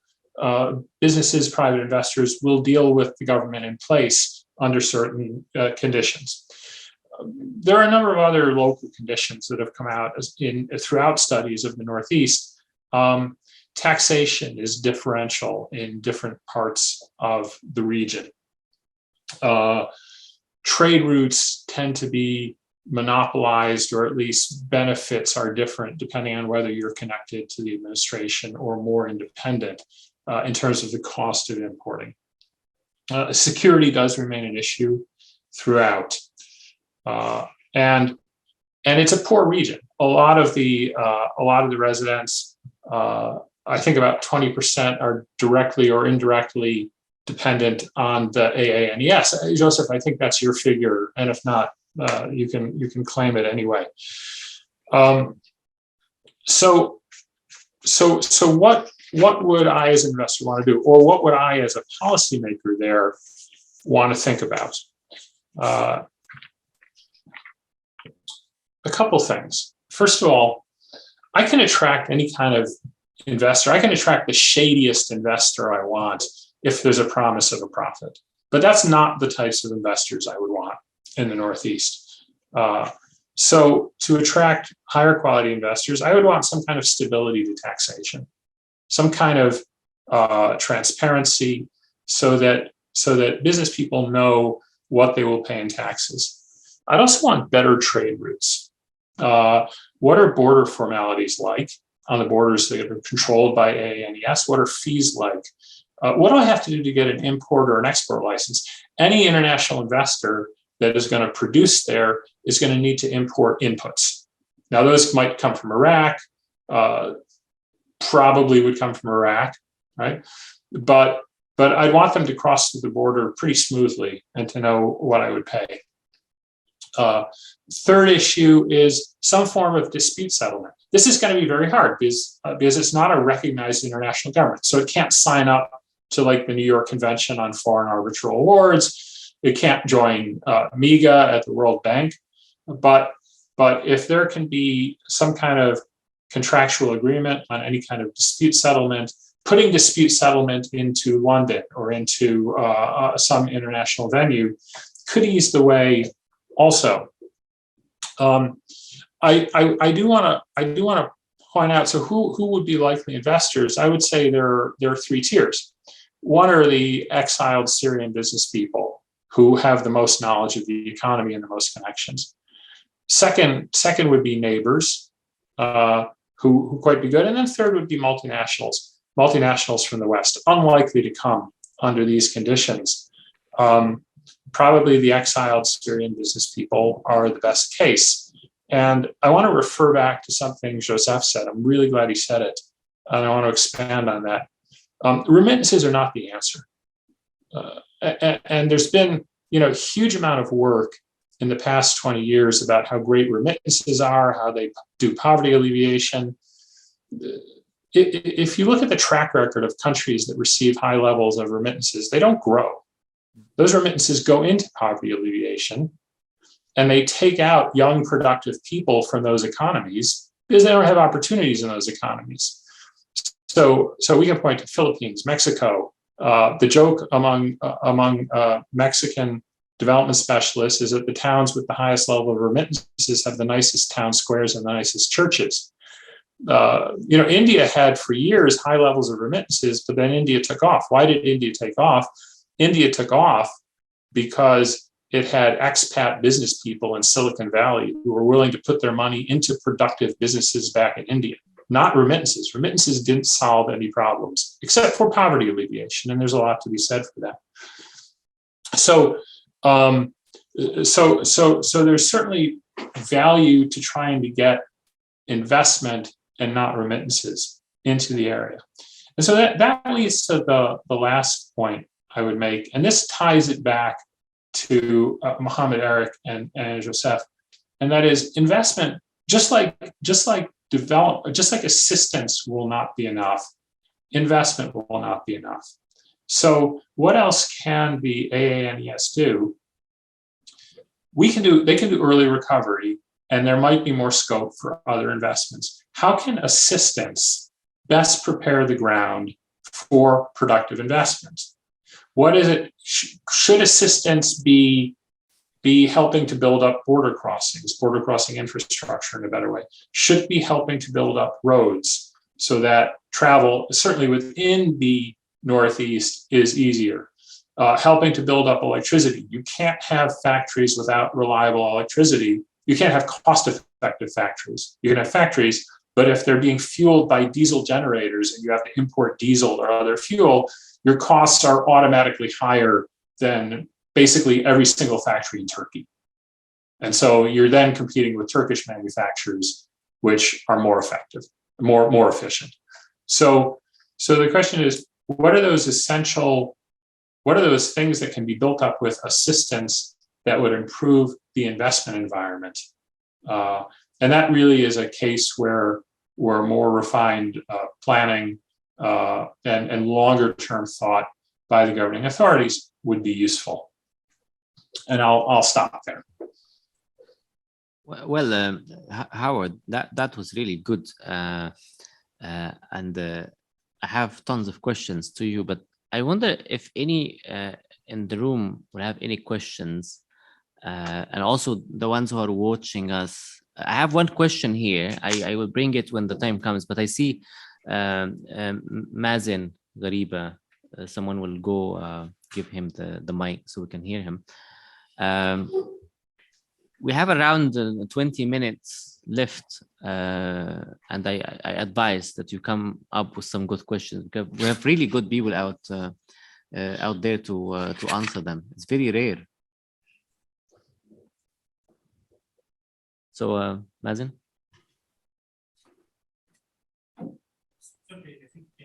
بس المشكلة They need to hear you.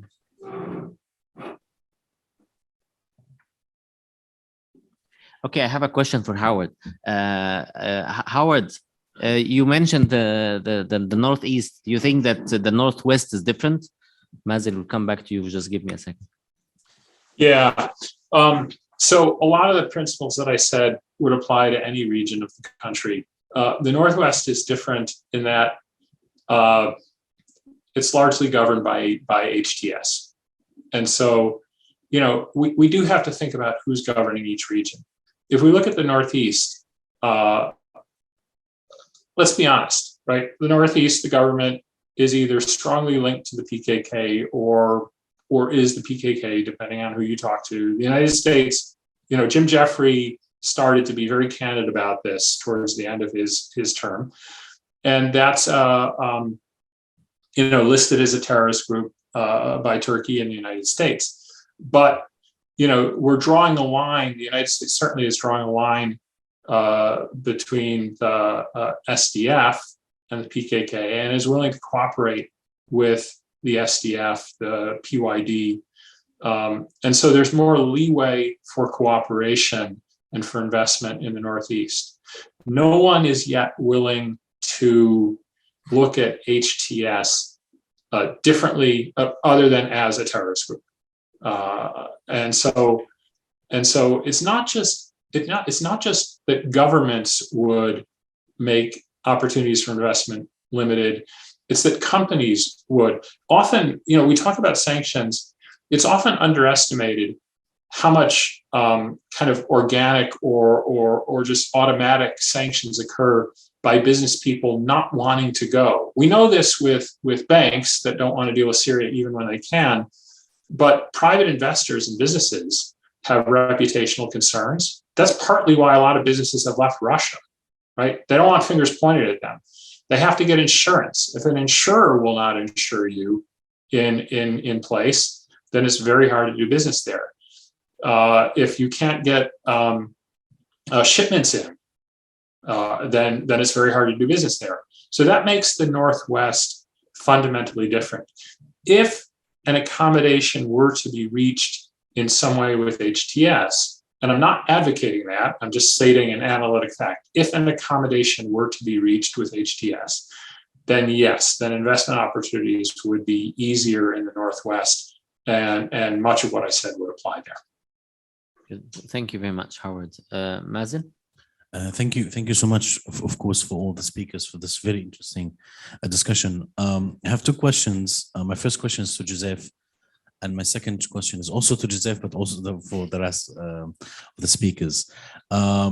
As you know, for one of the ways the Syrian regime was using to evade sanctions was through its the Moscow branch of the commercial bank, the Syrian commercial bank in branch in Moscow, where a significant reserve of hard currency was located.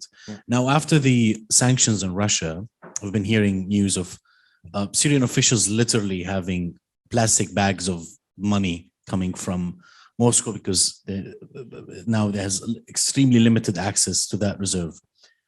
Now, after the major shift to India for the import of wheat and the extreme shortages of hard currency and US dollars in Syria, in your speculation or estimation, how long do you think the regime could continue importing wheat from India, or how sustainable is that, let's say, solution, quote unquote?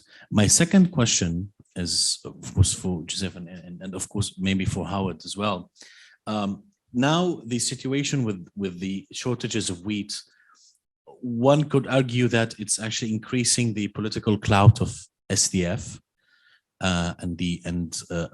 So what is the impact that might have on the direct negotiations, the on-off negotiations between SDF on the other hand and the Syrian regime on the other?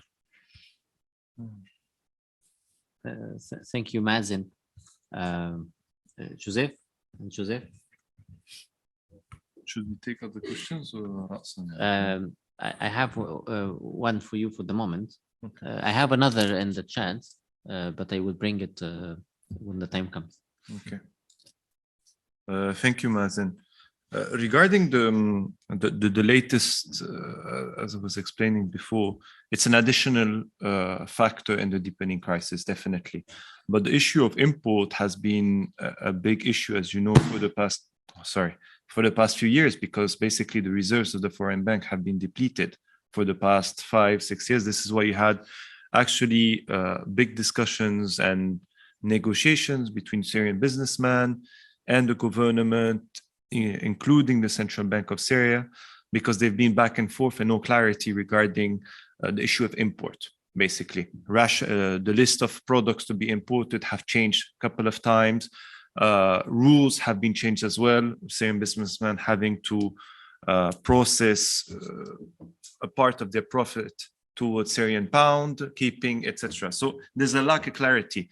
What have been increasingly demanded by Syrian businessmen is the complete liberalization of the possibility to import products. This has not occurred, or especially I believe is because a lot of Syrian businessmen and the 4th Brigade is involved into smuggling businesses, which they benefit massively from it, and basically directly to the presidential palace. So what are the options of the Syrian government? Basically continuing in policies of rationing and austerity measures. For example, cutting on subsidies, exclusion of people from the smart card system, etc. Because basically this is the core issue is about the foreign reserves that will not be increased in any short term, especially if your productive sectors of the economy are continuing to suffer.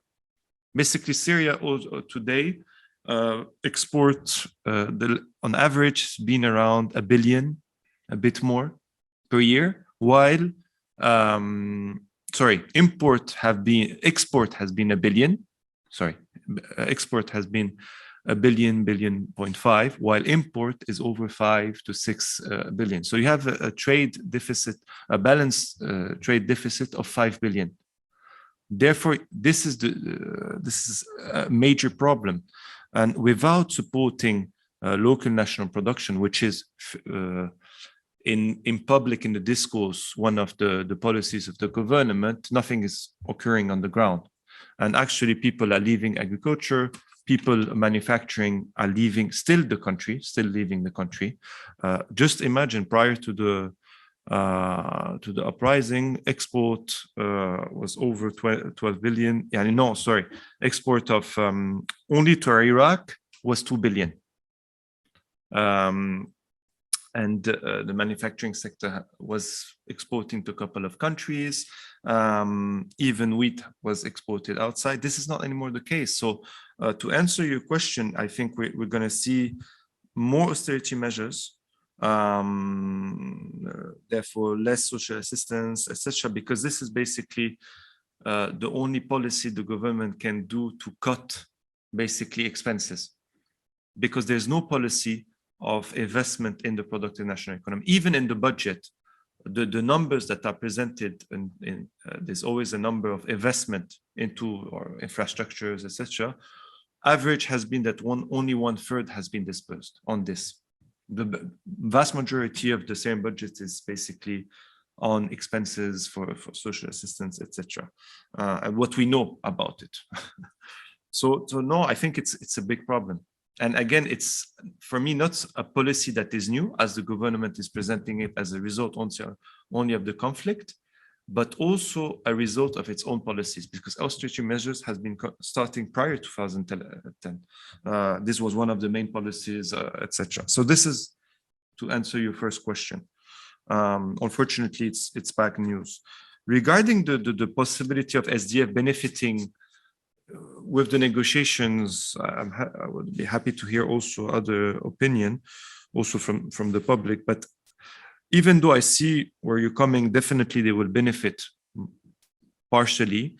I don't think the regime is ready to give SDF any kind of accommodations. They're in a position of wait and see. They know that threats on SDF is growing. Latest in the last week, we've seen further threat from Turkey. They're just awaiting like what occurred for the past few years. Threats increase on SDF, pushing SDF to find a solution with the Syrian regime, basically.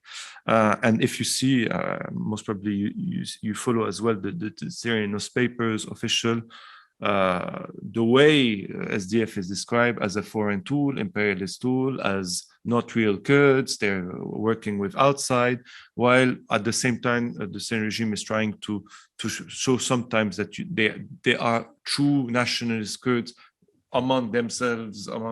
So I don't believe that they will be able to benefit politically on the mid-long term, even with this situation. Thank you, Joseph.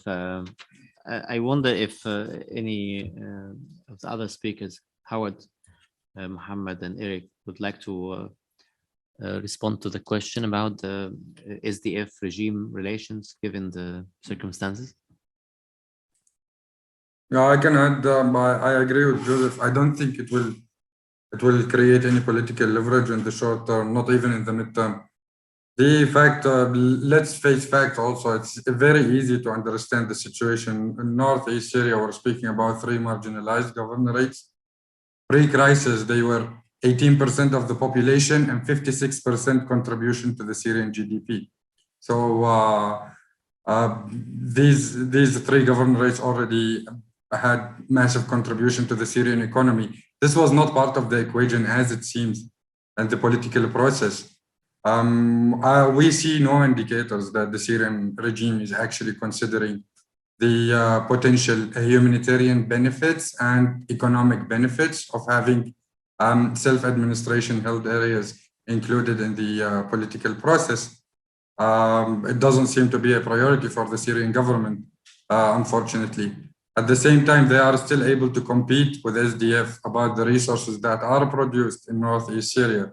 So they consider that with the brokers they have, with their ability to still purchase some of the wheat production in northeast Syria, for the oil they are still getting. It seems to be a fair enough solution for the Syrian government. They compensate by making the economic conditions harsher and harsher for the people that are living in government-held areas, as it seems. So cutting subsidies, as mentioned, for example, and not controlling the prices of basic commodities in markets. Syrian government-held areas are witnessing also catastrophic services issues. Bread availability is the lowest in the country. Fuel availability is the lowest in the country. Like imagine even Idlib has better fuel availability compared to government-held areas. So in my opinion, the Syrian government is not putting this as part of the equation moving forward on the political front. Eric and Howard. And I just had I mean, the SDF could benefit from this in some ways. I don't think I agree with Joseph and Mohammed. I don't see why the regime would do anything different than what it's done for the past 10 or 11 years. It's been successful for it. So there's no reason to compromise. You know, crises and wars tend to strengthen central authorities. And this particular crisis gives the authorities in Northeast more of an opportunity to kind of contrast the well-being of people in their region from the well-being of people in the rest of Syria. And so there's an information operation that could be part of this. But, you know, word would spread that life would be generally better in the Northeast. There are two issues with that, two other extensions. One is, you know, if there is enough food in the Northeast for people to live reasonably, is there a way to extend that to people outside of the Northeast, independently of the regime? Probably not, but that would build some support. The other thing is relations between Kurds and Arabs. You know, now would be, if people in the regime-held territories are going to suffer extensively from more austerity, this is another opportunity. Improvement of Kurd-Arab relations in the Northeast, again, would kind of highlight the alternative to Assad and the Northeast, and the government of the Northeast, as being more legitimate, or at least better for the well-being of the people. Well, thank you very much, Howard, for this. And I see that we have 5 minutes. The second part is about to finish, and I have one question from Nikolai Sirkov to all the speakers. I'll give you the questions, and I will add one, and then hear the last words from everyone, if that is fine. What are the immediate measures that can be taken to reduce the negative impacts of Ukraine and Syria? Can other countries of the region support Syria? And is there a chance that sanctions will be eased to prevent famine in Syria? Is there a chance that sanctions will be eased to prevent famine in Syria? So these are the questions from Nikolai. I would like to add one more, which is, what are your 2 or 3 like suggestions for like a strategic response to the situation in Syria, something that can improve self-recovery on the medium to long run? I would like to reverse the order and start from Sheikh Ayub, Howard, Eric, and Joseph.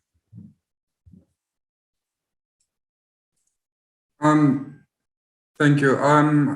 The question is important. Immediate measures that can be taken to reduce negative impact on Syria. I mean, I can think of quite a few. One of the things that definitely is required is a renewed international commitment to continue working on this on the Syrian crisis.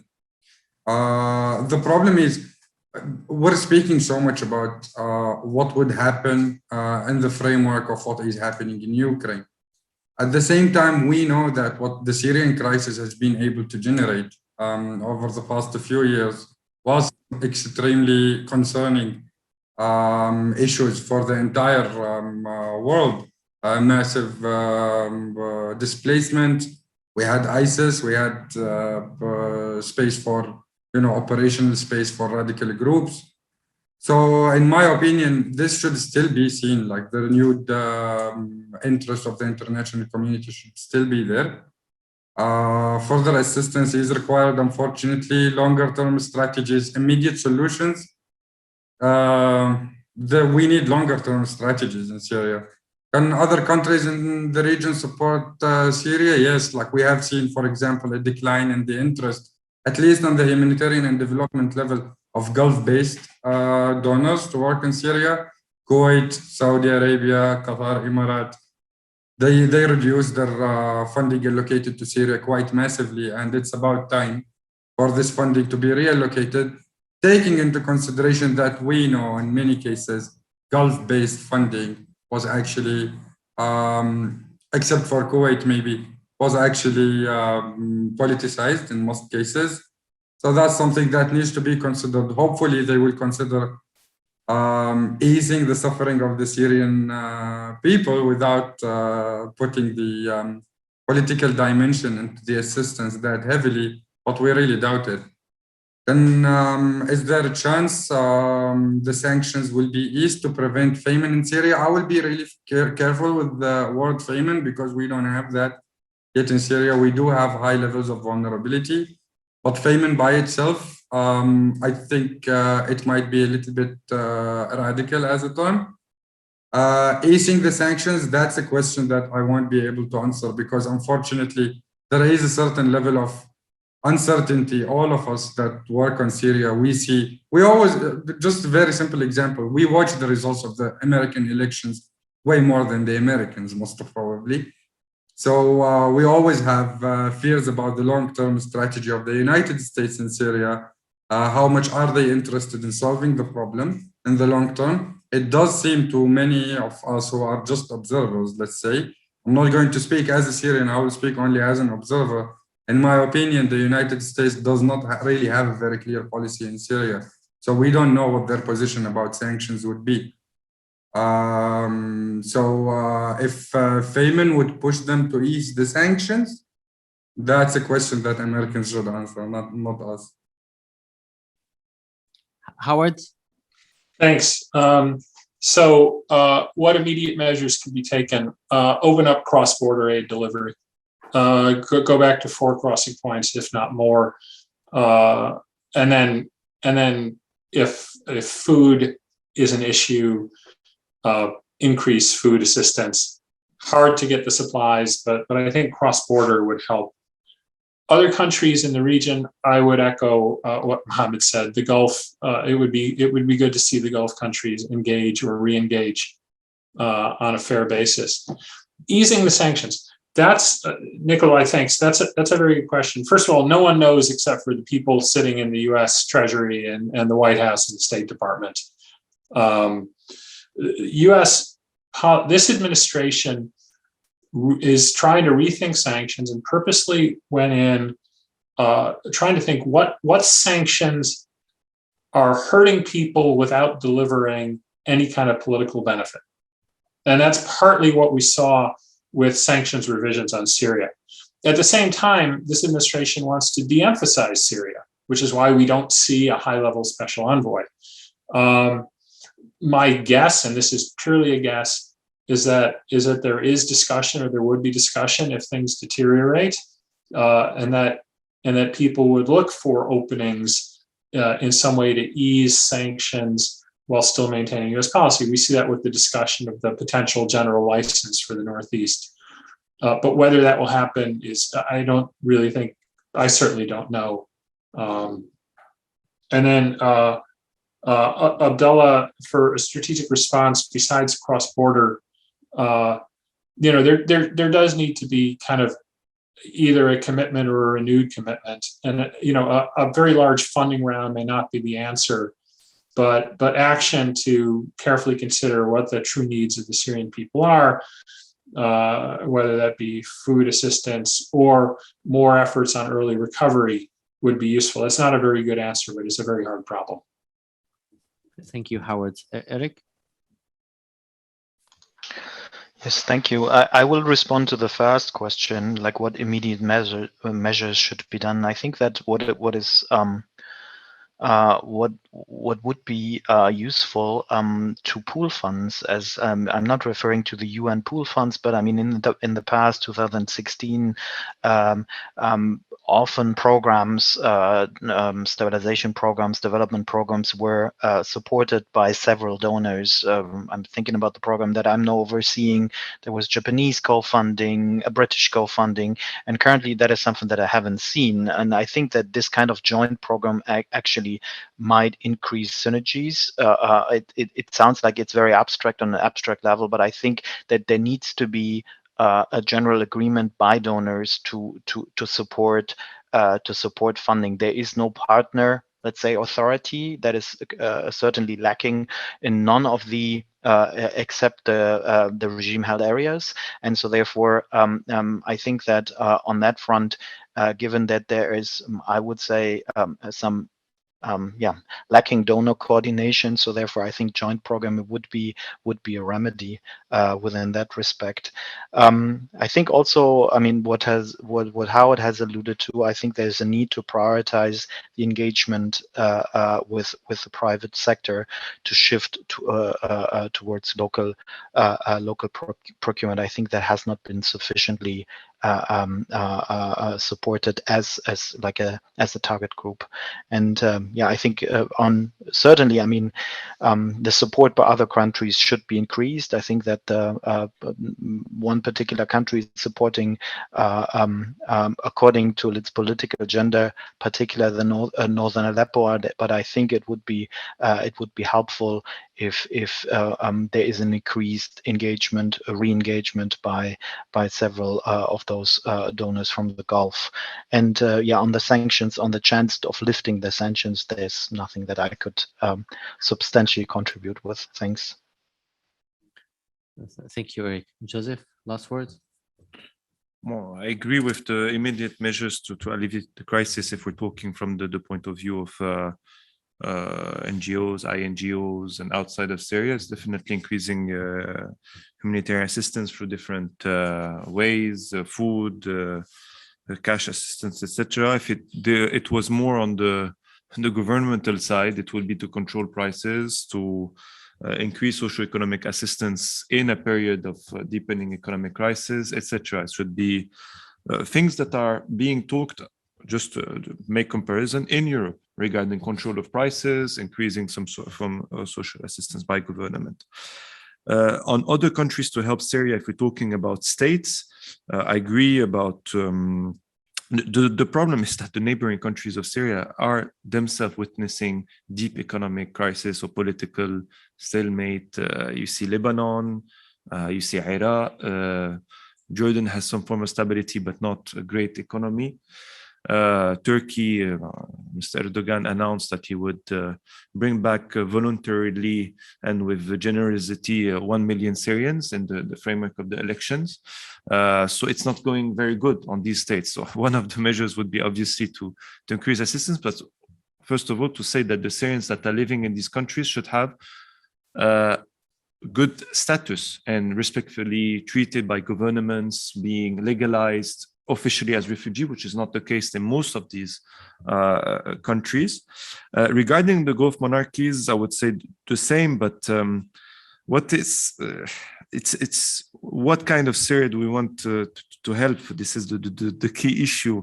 I mean, because also the same government has been expecting investments from private investors from the Gulf monarchy. This is not coming, and I don't believe it will come in the near future, because as it was said before, if you're an investor, the main aspect you're looking for is rapid profits.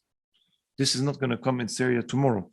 So big difficulties. Regarding sanctions ease on Syria, I agree with what had been said. That even the so-called clarifications that were made by OFAC in November 2021, if you speak with people on the ground, it's not real clarification. People are still, and organizations, humanitarian assistance are still afraid of or private sector are afraid to deal with Syria.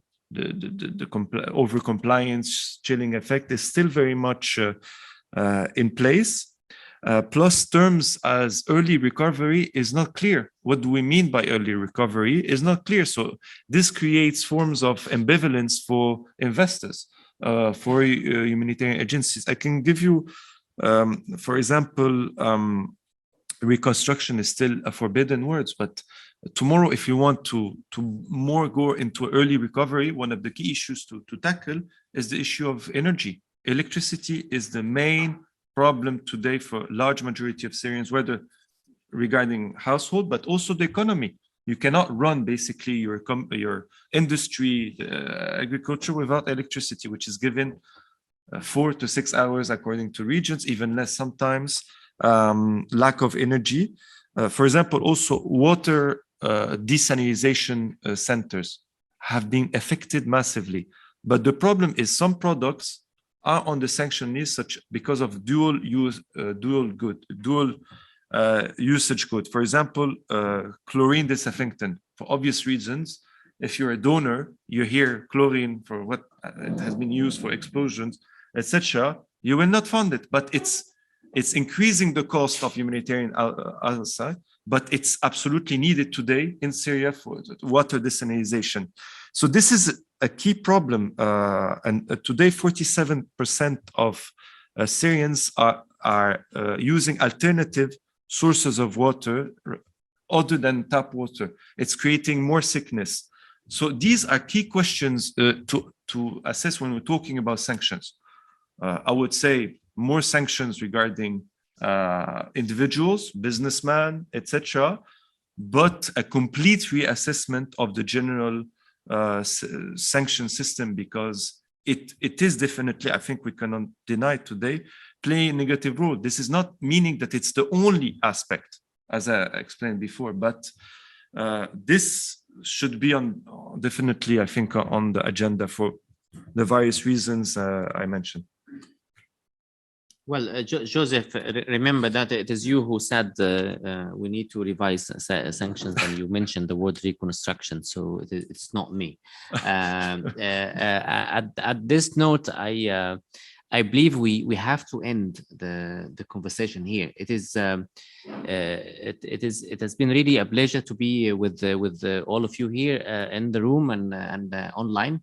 I also enjoyed the company of the experts and friends with me, Joseph, Eric, Mohammed, and Howard. Thanks everyone. Thanks Impact. Thanks to Brussels conference, and we hope to see them next year. And so see you also in a better condition for Syria and the world. Thank you again, and thank you, Abdul. I wish you a lovely evening.